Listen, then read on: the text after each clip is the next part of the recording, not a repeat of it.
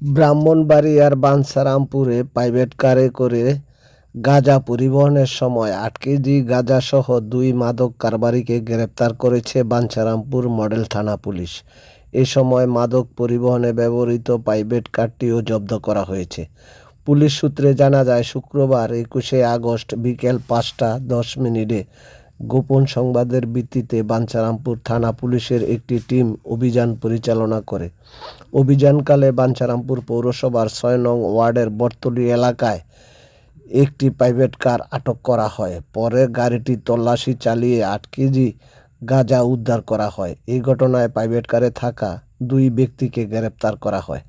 গ্রেপ্তারকৃতরা হলেন মৌলভীবাজার সদর থানার সোনাপুর গ্রামের তাহের আলীর ছেলে মোহাম্মদ ফয়সাল আহমেদ এবং হবিগঞ্জের চুনারুঘাট থানার গণেশপুর গ্রামের মৃত কাসন আলীর ছেলে মরম আলী। পুলিশ সূত্রে জানা যায়, প্রাথমিক জিজ্ঞাসাবাদে গ্রেপ্তারকৃত মোহাম্মদ ফয়সাল আহমেদের বিরুদ্ধে পূর্বে ৬টি চুরি মামলা, একটি মাদক মামলা ও একটি ডাকাতি প্রস্তুতির মামলাসহ মোট ৮টি মামলা থাকার তথ্য পাওয়া গেছে।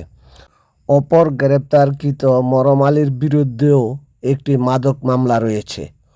অভিযানে উদ্ধার হওয়া ৮ কেজি গাঁজা এবং মাদক পরিবহনে ব্যবহৃত প্রাইভেট কারটি বিধি মোতাবেক জব্দ করা হয়েছে। এই ঘটনায় গ্রেপ্তারকৃতদের বিরুদ্ধে বাঞ্ছারামপুর থানায় একটি মাদক মামলা রুজু করা হয়েছে।